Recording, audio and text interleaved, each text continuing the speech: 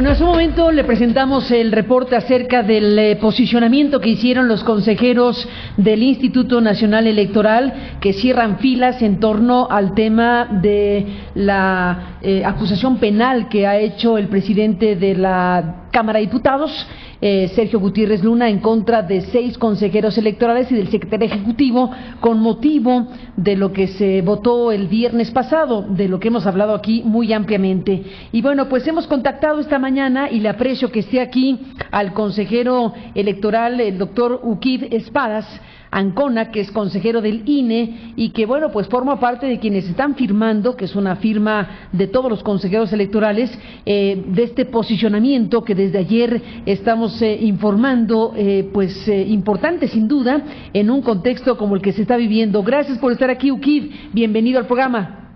Por el contrario, muchas gracias, Carmen, es un gusto estar contigo y con tu auditorio. Igualmente. Bueno, ¿cuál es el planteamiento central que están viendo ustedes y que están señalando al respecto de este tema que ya está en manos del Ministerio Público, porque la denuncia fue presentada, como sabemos, la semana pasada? Bueno, nosotros tenemos una gran preocupación de que los diferendos jurídicos y especialmente las diferencias entre diferentes instituciones, entre distintas instituciones, se pretenda resolver con la amenaza de cárcel, para decirlo de manera muy sintética.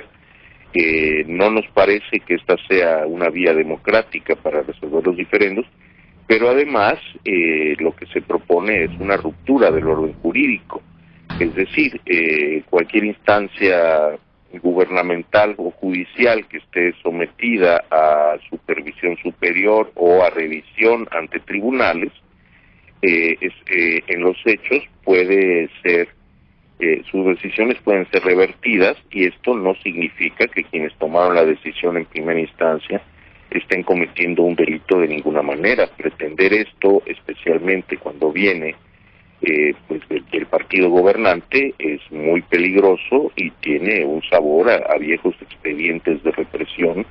A mí me remite directamente al delito de disolución social en la época de Díaz Ordaz. ¿Tal cual? Tal cual, sí. Uy. A ver, las denuncias contra funcionarios públicos han sido utilizadas por los partidos de oposición para tratar de encontrar un asidero institucional a reclamos que al hacerse de frente al poder no se podían, y la intención de recuperar mecanismos institucionales que pudieran estar al servicio del orden público, y esto se ha intentado muchas veces desde la oposición, y en ocasiones se ha hecho hasta de forma, digamos, como posicionamiento político, es decir, nos parece que el gobernador fulano de tal está excediéndose en sus funciones, entonces se presenta una demanda de juicio político. Hay una enorme distancia entre posicionamientos políticos desde la oposición de esta manera y la amenaza de cárcel contra funcionarios públicos por parte del poder. Sin duda es un tema sumamente delicado, que bueno, pues en este caso la figura legal que se está utilizando, si no me equivoco, Uquib, es coalición de servidores públicos para no cumplir un marco legal, en pocas palabras, o para impedir el cumplimiento de un marco legal, según el planteamiento que hace el presidente de la Cámara de Diputados ante el Ministerio Público, que tendrá que anunciar algún día de estos, esperemos que pronto, para saber si lo acepta o no procesar. Sí, efectivamente, y en ese sentido, tratándose de un abogado el que presenta la denuncia, tengo perfectamente claro que sabe que el delito no se configuró y que la denuncia no tiene legalmente ninguna posibilidad de prosperar, porque no hay delito que perseguir. Esto hace que la amenaza sea todavía más preocupante, es decir, siendo perfectamente claro para el promovente que no hay delito que perseguir, la intención evidente de esta denuncia es una amenaza que hasta qué punto podrá ser realizada, pues no lo sé. Hay una petición expresa por parte de los consejeros, pregunta Uquib Espadas, al presidente de la Cámara de Diputados para que desista de la acción que presentó, ¿o eso ya no es posible? Bueno, en realidad la intención de nuestro manifiesto, de nuestro posicionamiento, no es solicitarle a nadie que retire la denuncia, sino dejar perfectamente claro en el debate público que se trata de una acción de intimidación que no estamos dispuestos a aceptar. Esto, bueno, como bien se puede apreciar, no significa otra cosa más que un posicionamiento colegiado, y es muchísimo eso, es un posicionamiento colegiado de todos los consejeros electorales. Entiendo que el propio secretario ejecutivo se habrá pronunciado o no, porque también es parte de esta denuncia, independientemente de las diferencias que pueda haber y que las hubo y que se votaron y que resolvieron lo que resolvieron, y luego el propio presidente de la Corte, de la Cámara de Diputados acudió a la Corte y la Corte le concedió que el INE no había tomado una correcta decisión y por lo tanto le ordena que no posponga las actividades de organización de la consulta por revocación de mandato. Hubo un mecanismo legal que, nos guste o no nos guste, se ocupó y resolvió en consecuencia, y ustedes tienen que continuar haciendo las tareas de revocación de mandato independientemente de la resolución de fondo de la Corte, hasta donde entendemos como resolutivo de las dos ministras la semana pasada. Sí, efectivamente. Es decir, a ver, de entrada, entre quienes firmamos, 5 votamos en contra de la posposición de la revocación. Y en ese sentido, pues no éramos promotores, digamos, de esta posposición. Independientemente de eso, pues el acuerdo dictado por la Comisión de Receso de la Corte es de obediencia obligatoria, está más allá de cualquier consideración Sí. que pudiéramos nosotros hacer al respecto. Sí, eso ya no se discute, porque independientemente de que si gustó o no gustó, la resolución de la votación mayoritaria, en la que tú estuviste, por cierto, en desacuerdo, fuiste de la minoría que votó en relación a ese tema, pero aún siendo la minoría que votó en ese momento y no estaban de acuerdo en lo que sucedió el viernes pasado, ustedes están unánimemente de acuerdo en que lo que no procede es presentar denuncia penal. Punto. Efectivamente, es decir, diferendos que se dan en el ejercicio de las atribuciones del Consejo General, que además, como cualquier acuerdo del Consejo General, está sujeto a revisión por tribunales, sea la Corte, sea el Tribunal Electoral del Poder Judicial, pues nos parece francamente abusivo pretender traducir esto en delitos, es decir, como el acuerdo que se tomó dice la Corte que no se tomó en plena legalidad, luego entonces los que lo tomaron son delincuentes, eso se riñe con el orden jurídico mexicano. Vamos a ver, cuando un juez en primera instancia ve revisadas sus resoluciones, por poner un ejemplo que yo viví, cuando demandamos una acción de inconstitucionalidad contra la reforma electoral de 1998 en Quintana Roo, y la Corte nos dio la razón, declarando inconstitucional aquello que nosotros reclamábamos, eso no significaba que la mayoría de los diputados del Congreso de Quintana Roo hubieran delinquido y tuvieran que acabar en la cárcel. Y en ese sentido, yo lo digo con toda claridad, si bien la denuncia me parece en general un abuso, incluir en la denuncia a quien no votó, como es el secretario general del instituto, pues me parece directamente un acto de pandillerismo jurídico. Es decir, me voy sobre todos ustedes, pero como ustedes están aforados, agarro también a uno que no tiene fuero, le pego al chiquito para que vean que vamos en serio. Eso me parece absolutamente incompatible, no ya con la democracia, con cualquier orden republicano en el que pudiéramos pensar. Uki de Espadas, pues veremos qué sucede, porque es un posicionamiento muy importante en un contexto como este. Veo que Sergio Gutiérrez Luna, el presidente de la mesa directiva, le contesta el tuit que subió Lorenzo Córdoba. Lorenzo Córdoba subió un tuit que dice: las consejeras y consejeros del INE México rechazamos las denuncias penales y toda forma de intimidación y vulneración en nuestra autonomía.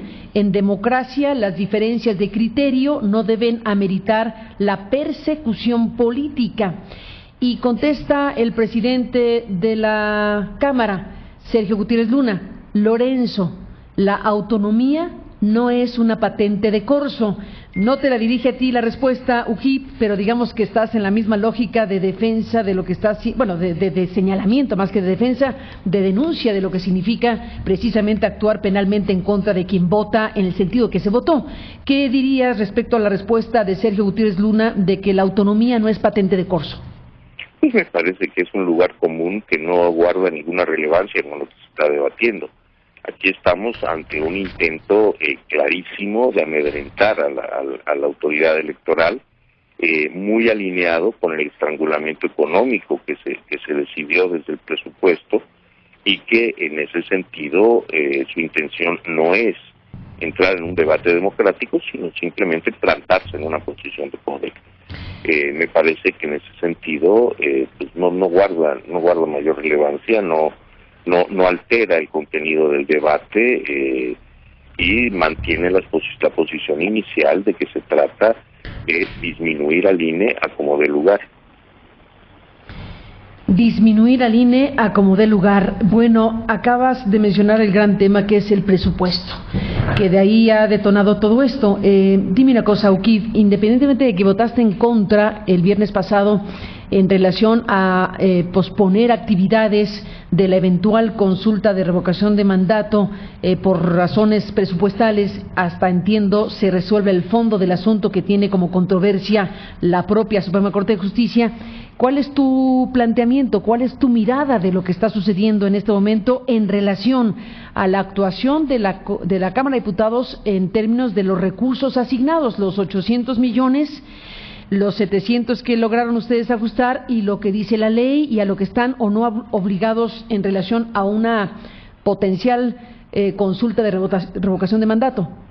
Pues mira, Carmen, te repetiré lo que he dicho en los debates internos en el Instituto. Si de lo que se trata es de la creencia de que de verdad con lo que sobre pueden, además con lo que sobre de un presupuesto puede hacerse una revocación de mandato como la ley ordena, es decir, con las mismas condiciones de una elección federal, está totalmente equivocado. Quien proporcione esa información a quien se la proporcione, yerra.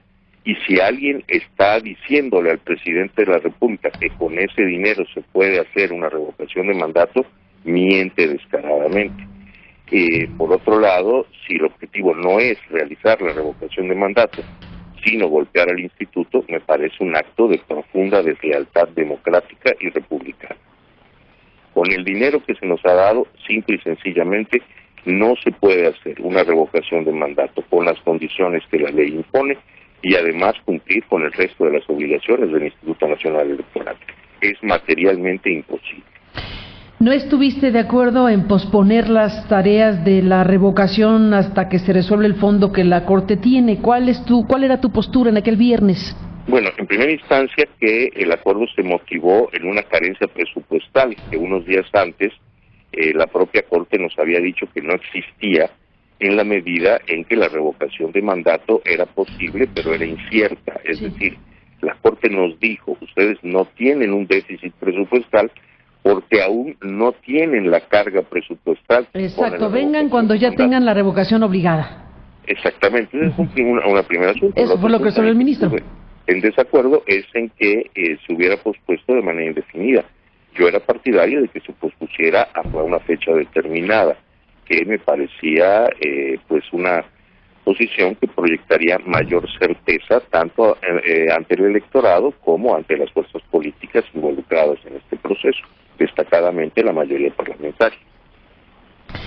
¿En qué punto estamos ahora, doctor Uquib Espadas Ancona, de lo que hoy se sabe? Se han entregado las cajas, se han entregado, según quienes organizan la recabación de firmas, más de 9 millones de firmas. ¿Tienes en este momento alguna información que compartir del estado de las cosas en relación a las firmas, dado que se terminó el plazo el 25 de diciembre, día de la Navidad, para recabarlas?